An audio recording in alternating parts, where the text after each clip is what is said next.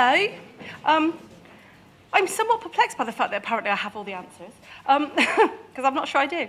I think Peter and the team, though, are rather relieved. I've not been very well, and I lost my voice, among other things, last week, and I think a number of people thought perhaps I wouldn't make it. So apologies if I stop and cough in the middle of this. I wish I did have all the answers, and I'm not sure whether I will probably leave you with more questions than I answer, but I think it's important to try and get as many of the issues out on the table as possible, and actually for you to get a view about, listen to a number of the points you said around what it feels like in general practice. Actually, that's just what it feels like if you work in the newly forming NCB. So it's an odd world at the moment.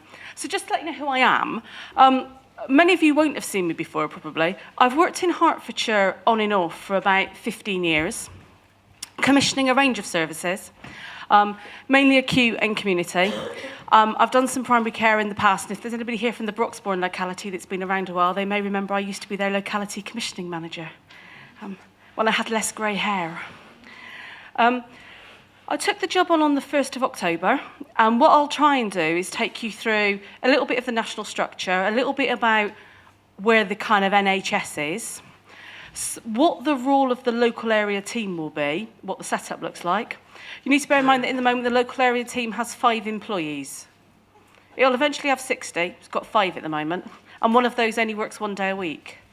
So we're on quite a steep learning curve. And then what I want to try and finish we're doing is pulling out a number of the really thorny issues that I see and that we're trying to resolve, which I think will mirror a number of the thorny issues you're dealing with. And I will try and be honest about the ones where there is likely to be some flexibility, and actually in the new world, a number of the areas where my personal view at the moment is we're likely to have very little flexibility, and it is likely to be quite clearly told to us about how some things will operate. So if we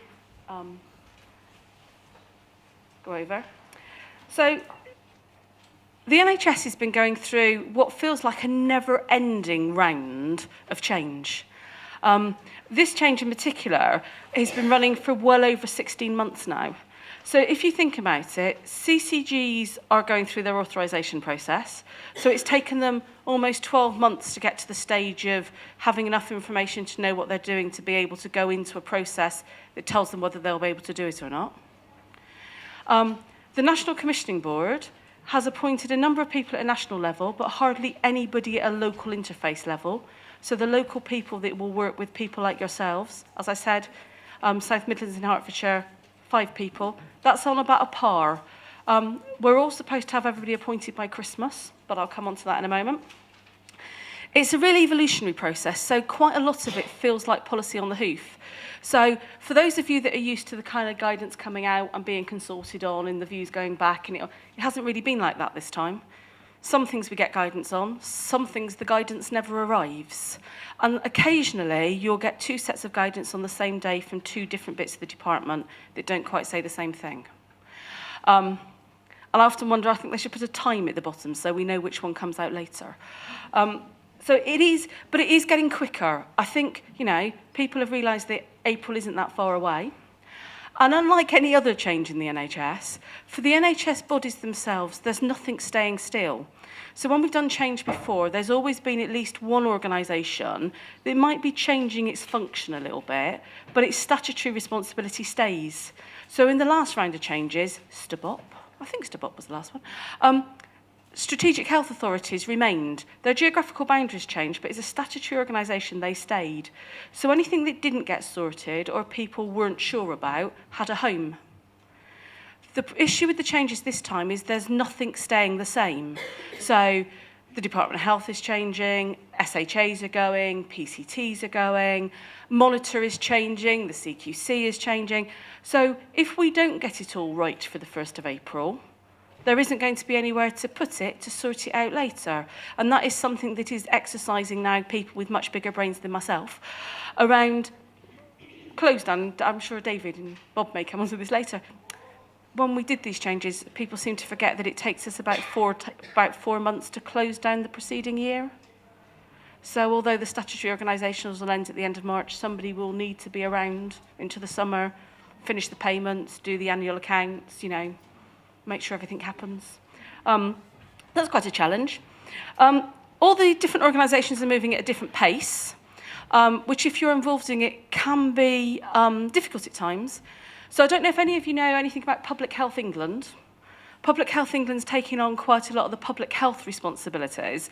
So the responsibilities that aren't going to the local authority, going to Public Health England. So they'll do wider public health issues, health surveillance, immunisations and vaccinations,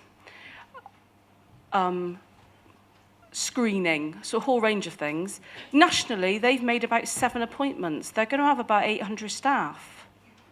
4 months to go. So it is quite difficult. Some CCGs, like many of the ones locally, are still struggling to get substantive accountable officers in post. Nationally, people are struggling to get chief finance officers in post.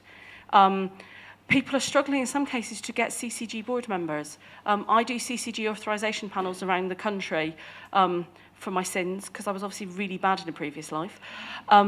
And it's interesting what was said earlier about practice managers. You go to some places that have lots of practice, that are practice managers on the board, that have really good engagement. You go to others that don't. It is entirely variable.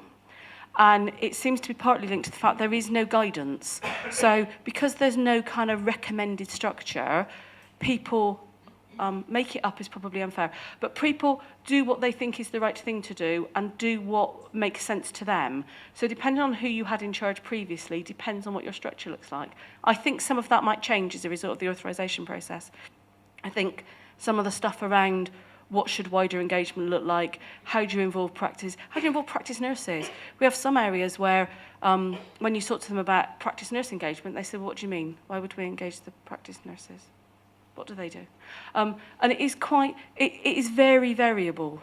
So it will be interesting to see when the lessons learned come out, what that means. And I think it will make a difference. I think there will be something much clearer around how you involve practice staff and actually how you involve your local community. So we're all moving at a different pace, and it's very much a work in progress. So what I tell you today could be entirely different tomorrow and could be entirely different again by next Friday. But I was going to say that's actually part of the fun of working for the NHS in many ways, isn't it? Because if we all wanted to work somewhere where the rules were very set and nothing ever changed, we'd have all gone and done something completely different. So this, and I've given a copy of this separately to Peter and the team so they can put it on their website if they like. This has got the Hertfordshire bit in it because we did it for Hertfordshire, but this is the new streamlined NHS. I used to have a slide that I used before about what the old system looked like, which was much, I think, more straightforward than the new system. But this is the world we are moving into. So we're moving into a world that has split out the way a number of things happen, has a number of new organisations, puts commissioning support in, and as somebody mentioned privatisation earlier, that's an area of the NHS where they waver on staying in-house, moving out of house, staying in-house. CCG is very much at the centre of things. Clinical Senates, which will do lots of the stuff around clinical networks and clinical engagement. Guidance came out about a week and a half ago about what they'll actually do. Currently, across this area, so across Beds and Luton, the clinical networks probably employ in the region of 20 people. The clinical network for the entirety of the Midlands and East will only employ about 24 people. So some very big changes in there. Public health moving to the local authority, the National Commissioning Board setting itself up, new Secretary of State, Public Health England, Links moving to Health Watch, and if any of you have been talking to your Links people, they're all very anxious at the moment as people are trying to work out who will actually own and run Health Watch services. So, yes, a complicated world.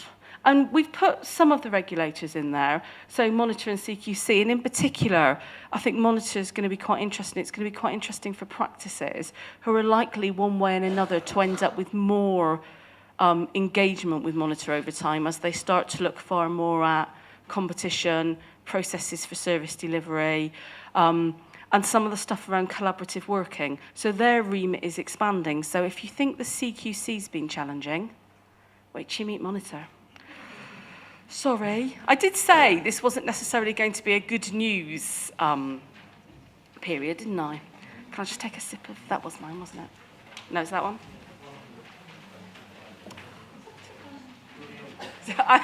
Thank you.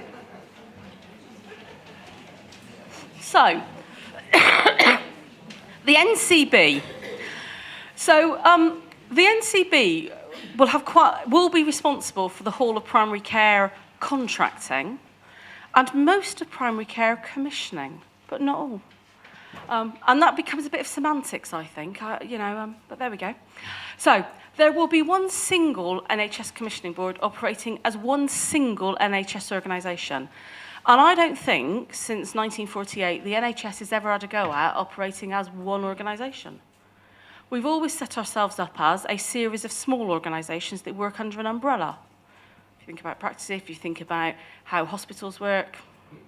But this is going to be one single operating framework.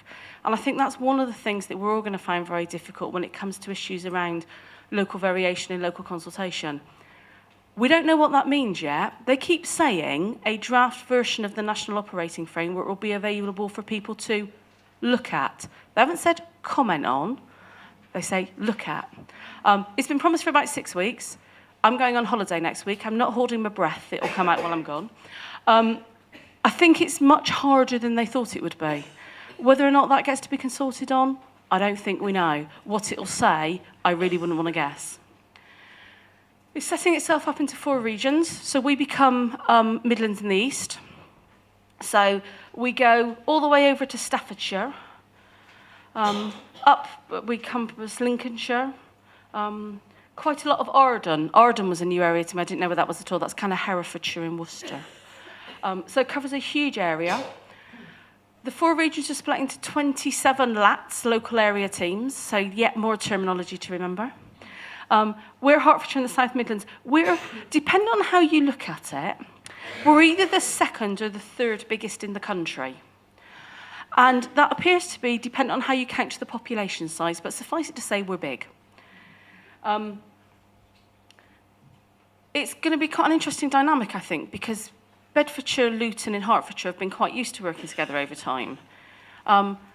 Northamptonshire and Milton Keynes only came together as an entity about 15 months ago. So Milton Keynes used to work with the South, so they used to do a lot of work with Oxfordshire. So you've got 2 areas there that are only just beginning to work together, and you're going to have, I think, quite a strong group of people in the south and organisations in the south of our patch that know each other and know how they work. So I think it's going to be quite an interesting challenge about understanding how different people behave and work. And actually, there are some opportunities, I think, for sharing some good practice and understanding how some stuff works differently, because the areas do work completely differently, I am discovering.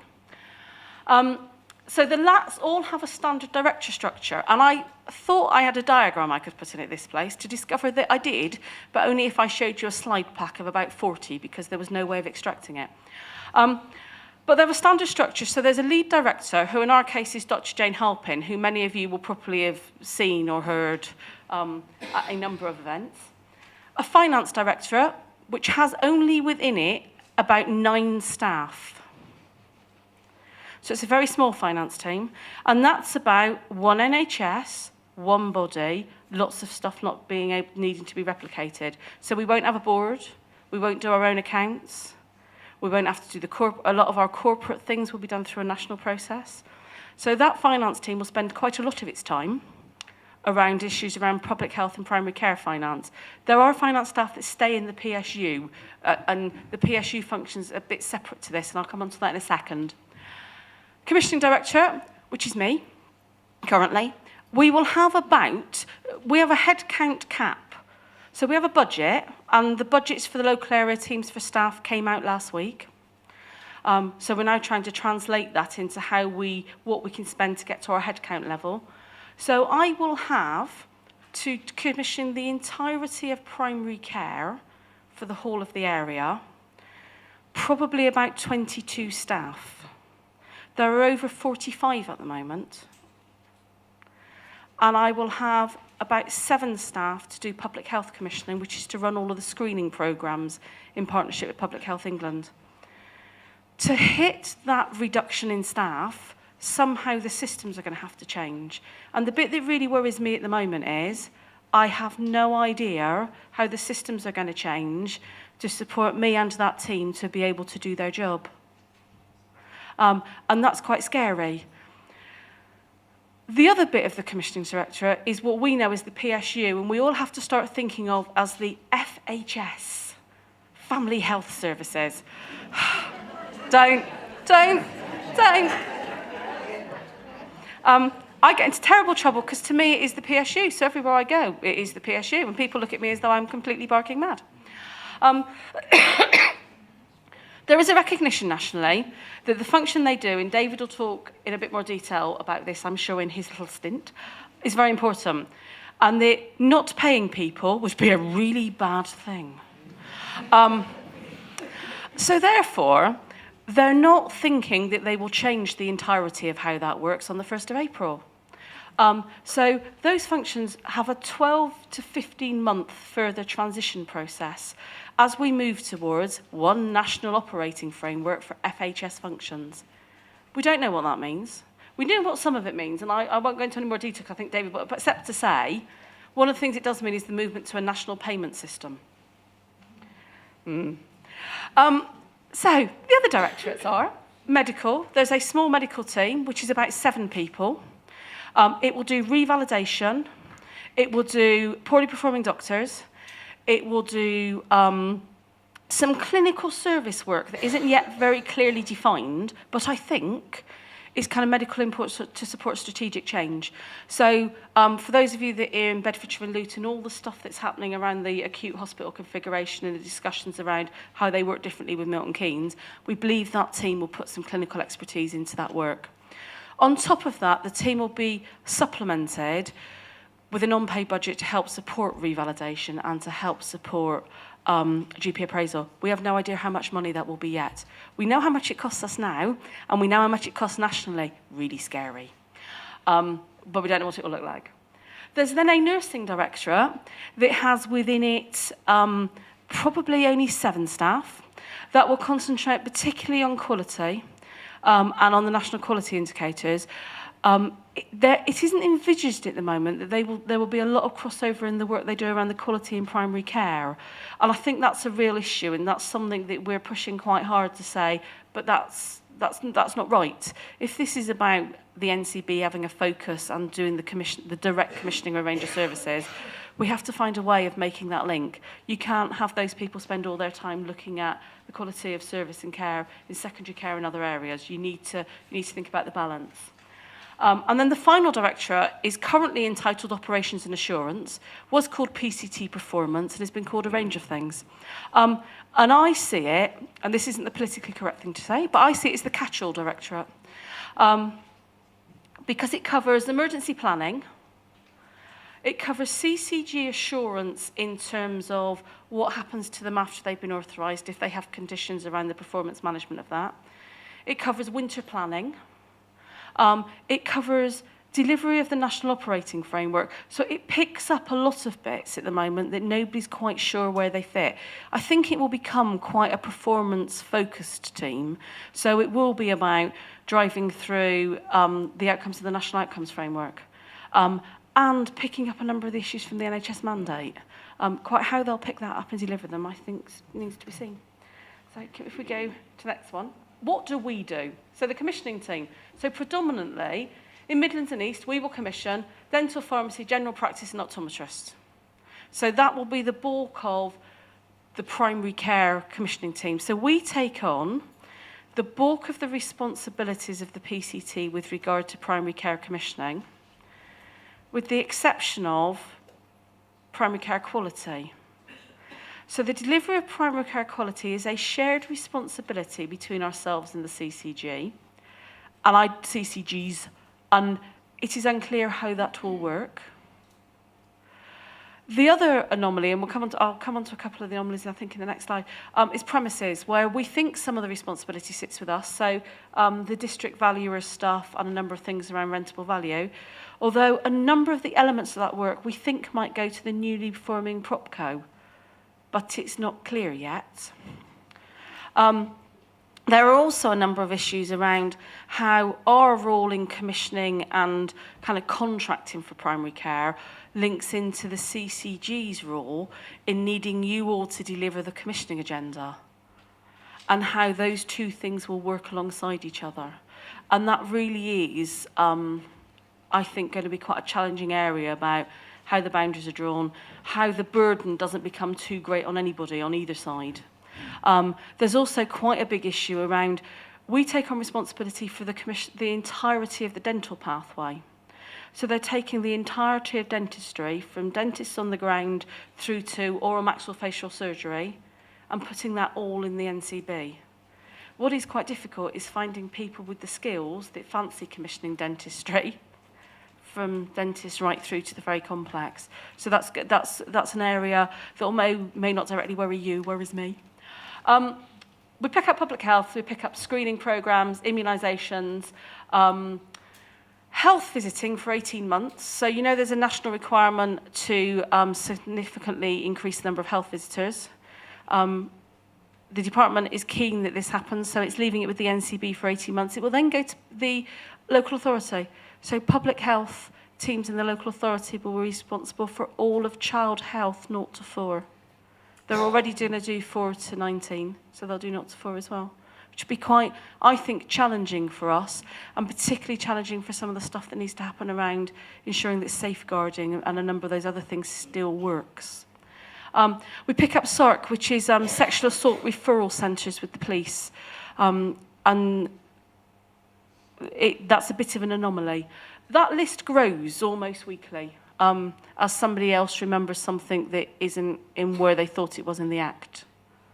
So occasionally things float in and float back out again. So I spent part of last week having a discussion about custody referral schemes, which I'd never heard of before, because it looked like we were gaining those, but they all went again. So offender health, so prisons, and I don't know if the practice that deals with any of the practices that deal with the prisons are here. Offender health and prison health is all going to be commissioned by the NCB, but only via 10 local area teams. So we won't be doing that. Prison health care for the population of beds in Herts will be commissioned by the East Anglian LAP based in Cambridge. Don't, please. Military health and veterans health is also commissioned by the NCB. That's going to be commissioned by about 6 LATs nationally. Quite a lot of the work around that relates to soldiers leaving the army, and particularly around loss of limbs and mental health, specialist mental health advice. So they're trying to do that in a very consolidated way, which I think is good because it's quite a specialist area, and it isn't something that I think it would be good to do in too dispersed a way. Specialist commissioning, and when somebody was talking earlier about transplants, specialist commissioning and the very specialist services will be commissioned by 10 LATs nationally. That will fall outside of the CCG's budgets. So there's going to be a nationally defined set, and the nationally defined set and guidance got issued at about 7 o'clock last night.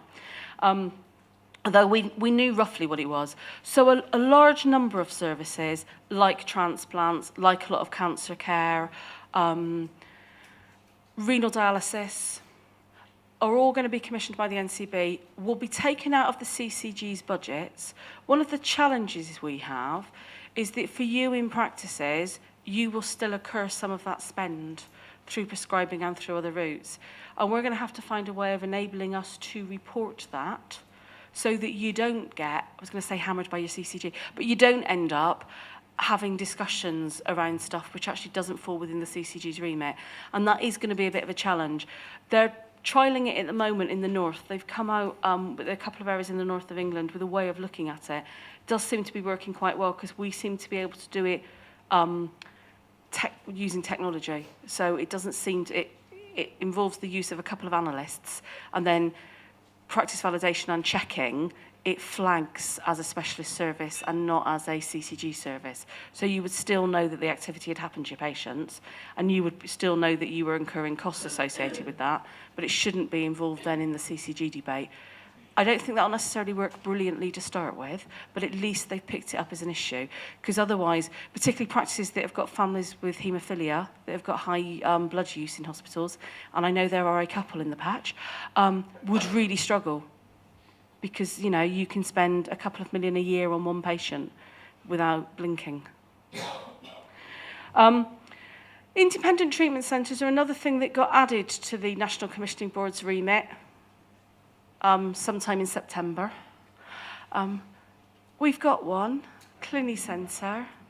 I'm really looking forward to it. Yeah, so we've got Clinic Centre. So our understanding was that was going to the CCGs because it provides normal secondary care services coming to the NCB. Sorry, next one.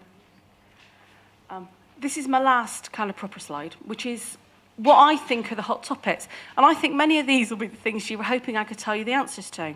But as you may be getting a feel for, in many cases, those answers aren't quite clear. So there will be a single operating framework. Looks like it will cover a wide variety of things. When it comes out, we will share. Whether or not it gets consulted on, I genuinely don't know.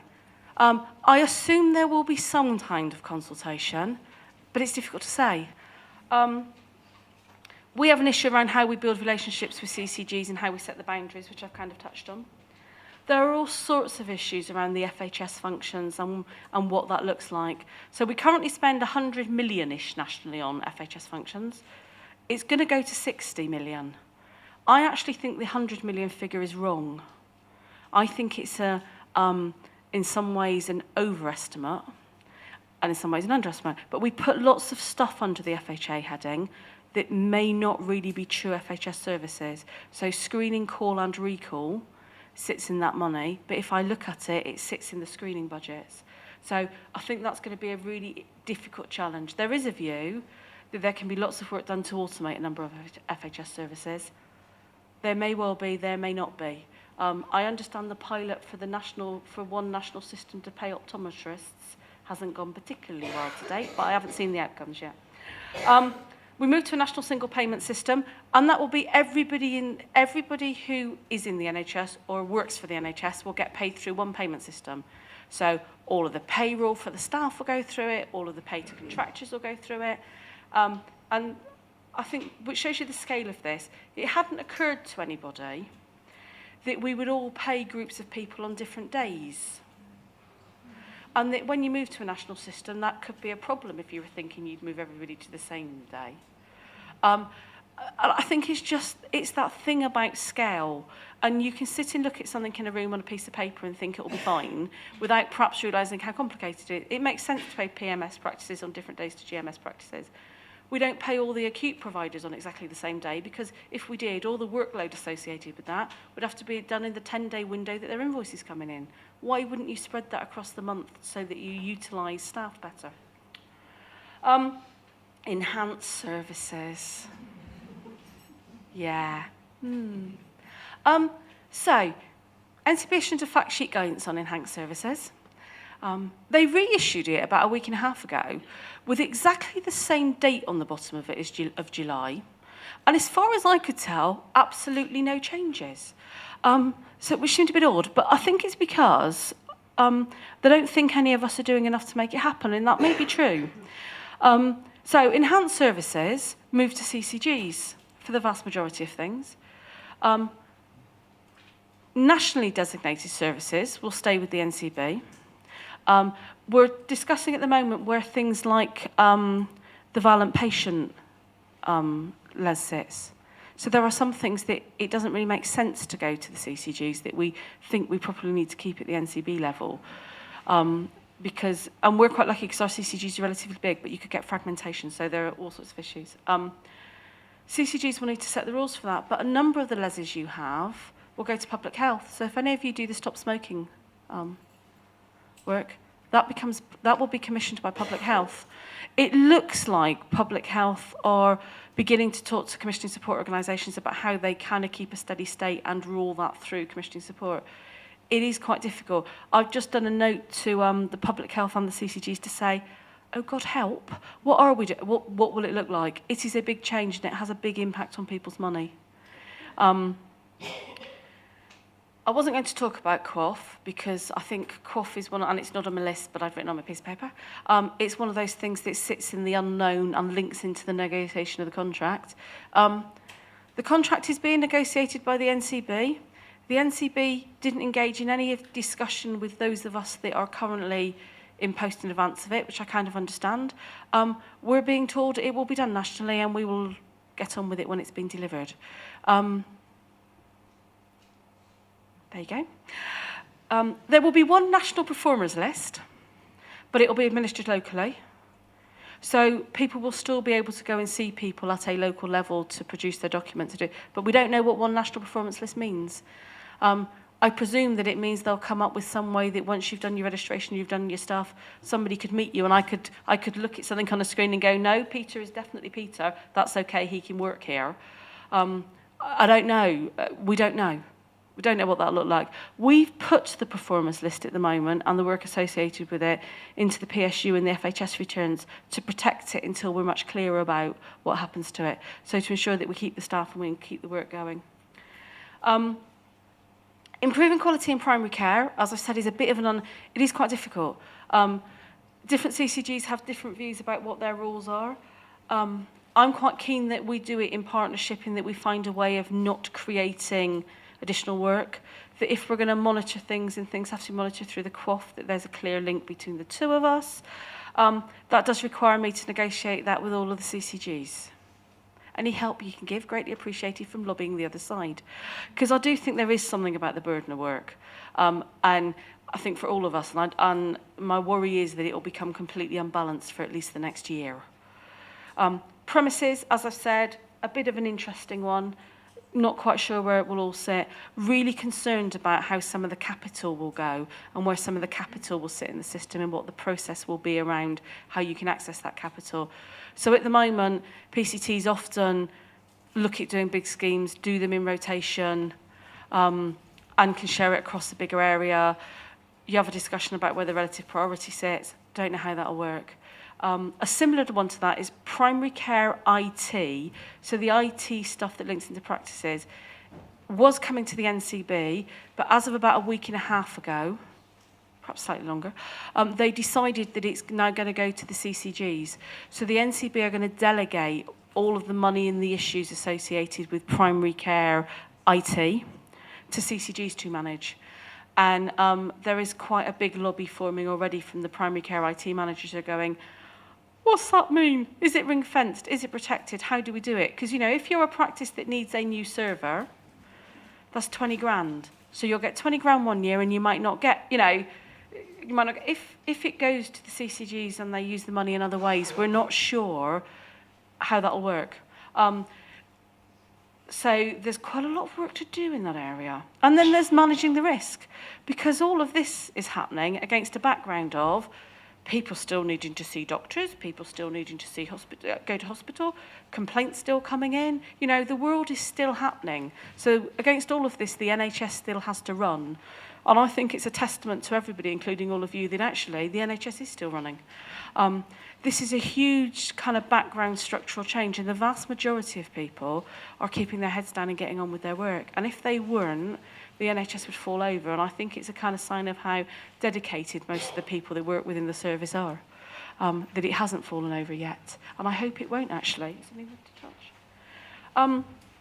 So that was my kind of slightly eclectic whistle through the world of a lat from an entirely personal perspective, because I always think it's much better to be honest than to say, don't worry, chaps, it'll all be okay.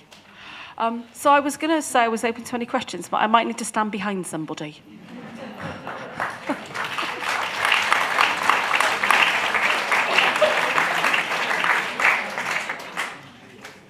So, are you all fully reassured that everybody knows exactly what's going on? I'm just going to ask you one question as a starting point. I think general practice is generally feeling slightly bruised. They are in a critical position to make this reorganisation work, and yet they are being very seriously kicked. And you've heard all sorts of issues that have arisen around financial instability, not knowing where the pay is going to come from, not actually knowing what pay is going to happen. Do you feel at an NCB level that general practice is actually supported, or are we actually on a slippery slope down politically? I think it's quite a good question. I think it's a difficult one. I think at the kind of 8 leads, so there are 8, including me, there are 8 of me in the Midlands and East. I think the 8 of me realise that there's a lot of work needs to be done. And I think that people like Catherine O'Connell, who's the regional lead, recognise it. How that's got filtered into the department and some of the stuff around the NCB changes, I think a lot of it is lost. I think because people at the centre are concentrating on the structural change and the policies and the procedures and the high-level stuff, actually quite a lot of the stuff on the ground and quite a lot of the input is beginning to be lost. And I think as we start to operationalise things, we have a really good opportunity to change that. Because we have an opportunity to kind of say, this works really well, this doesn't, by the way, this isn't. And we have to find a way of almost consolidatedly pushing. So the one thing the 8 of us have learnt very quickly is there's no point in one letter going from the 8 of you. What you need to do is send 8 letters, even if they are roughly the same. So there is something, I think, about how we work out what's important. And I think that's going to be quite hard. The LMC to making sure you understand fully what is important, and we will be sending 8 letters at a time if necessary. The floor is yours. Please do start asking some questions. Just wondering, I mean, all these things change. We've all talked about communication being key, and you touched on the fact that you never know who to talk to. As a national board, are you thinking of setting up a SPOC? So we all have someone we can phone when we're saying, what the hell happens with this? Yeah, so we've had a couple of goes at running things like a single point of contact number or a mobile phone number. And one of the things we found does work is actually is having a single point that isn't necessarily a named person. So you will have a named person, but rather than that named person being there every day, you will ring the number, and if that named person's not in, somebody will sort it. That is an intention as I get the team in place, because I am worried that I'll have people working in Welwyn Garden City and in Northampton, and in the interim, some people working in a couple of sites in Beds and Luton as well. So we're talking at the moment with the techie people about how we could have a dedicated phone number, a bit like any of you that use the continuing care number. So, which is a number which you can ring, and somebody will answer in hours. And we've used it for PBC queries. So at the moment, there's a PBC, and that seems to have worked. The use of it is very up and down. But the intention is to put something in, at least as soon as I get some staff, probably from Christmas. And what I was saying was I'd quite like to say we'd do it for 12 months, one until the system settles down. If it's then not used, we can review it. But I also it would help me, because I'm going to have people in kind of dispersed places and not that many people.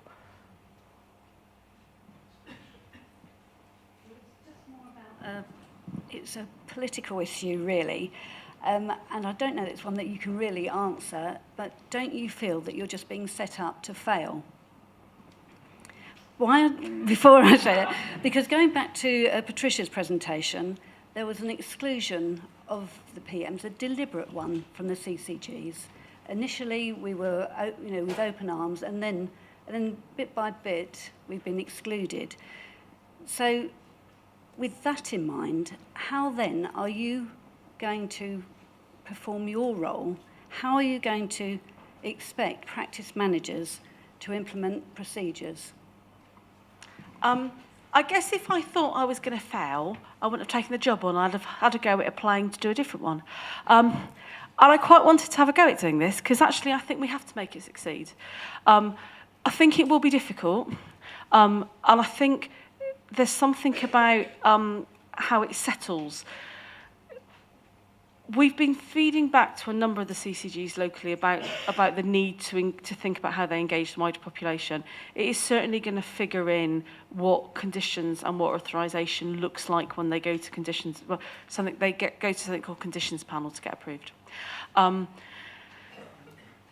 think it is going to be hard to get people to engage in the new system. It is hard to know at the moment, I don't know what the levers are, and that's what worries me. I can see what the sticks are, but I can't see what the reward mechanism is. But I'm pretty sure there will be some kind of reward mechanism to balance it out. If there are only sticks, actually, we probably will all fail. And as the NHS really can't afford to fail, I think it will. But I think, I said at something about 18 months ago, I thought we were in for 3 years of difficulty. And I think that's true. I think we've probably got about another 15 to 16 months to go before we come out the other side of it. But I'll do my best. Do we know where Dina is? Dina is. Yes, so there's a organisation, I've forgotten what it's called. There's a training and development organisation, the name of which nationally completely escapes me. Education, thank you. It should be a quiz, shouldn't there? Could you?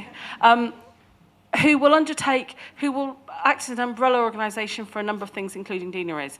One of the things we've been looking at is how the national clinical networks and some of the development networks feed into that. So those of you that have been using staff that do, or meet the staff that do quite a lot of the clinical audit, some of whom are funded through the deanery currently, are going to come under the umbrella of the local clinical development something or another's. Ours is based at Addenbrooke, so most of those staff are just transferring and will continue in their role under another guise. How some of that works its way through, and we had an interesting query in the week around the payments for GP trainees and stuff, and they have confirmed that the system will stay exactly as it is now. So the payment route will remain until such time as they sort the FHS transfer, what the future of the FHS looks like. So that's one definite. We know that system's not changing. But one of our serious concerns as an LMC is that general practice is barely represented on the local groups, and we're pushing to make sure there's more general practice representation because there's a really serious recruitment problem into general practice. Why would you come into general practice at the moment? I think that's a really interesting question which needs to be held. I think I do some work with the graduate trainee scheme. And we have really struggled to get graduate trainees on the NHS management scheme this year to even come into the commissioning side. So whereas we really struggled to get any of them to want to engage in general practice, to an extent, but we have really usually you will find some that want to come and work, they want to see what it isn't like in a hospital. It's been really difficult, and we've got a couple of second-year trainees now, but it's been really hard, and there are no first-year trainees in the Midlands and East going into commissioning. They're all going into providers. More question and then some coffee, I think. Follow on, really. You said the payment mechanisms for GP trainees won't change, but as it involves the PCT at the moment, it not? Because the work is done through what is the PSU FHS function. They're told what to do by the PCT. Well, they're not, kind of, but not really. We don't get funded for the PCT. Yeah, no, so we pay. So, yeah, you will submit in the way that you do now, and through the FHS, you will get your payment. The bit around how we authorise it internally is being picked up within the kind of structural change bit, so it does work.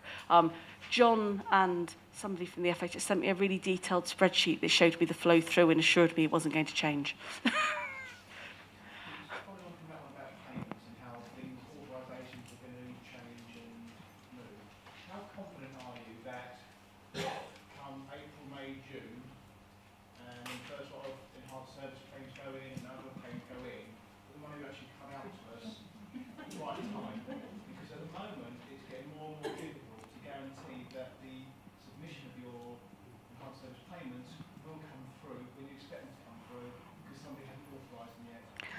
I think for enhanced services, it will very much depend on what process the CCGs and public health teams put in place.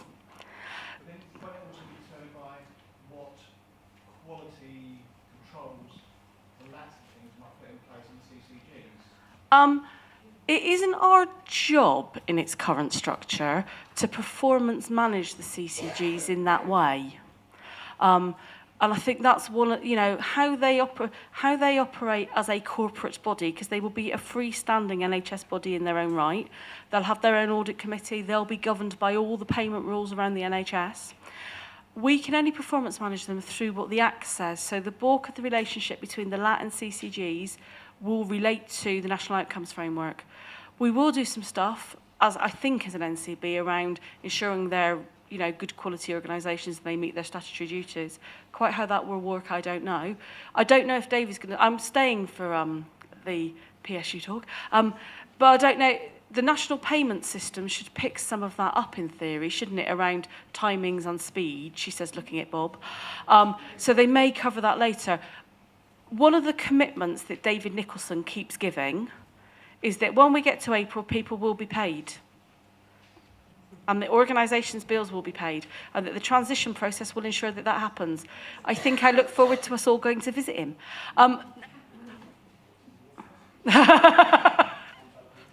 But it is a worry, you know, and I think they have, by not changing the function of the FHS at the breakneck speed they were thinking of, I think they have recognised the importance of getting payments out to contractors and providers and staff.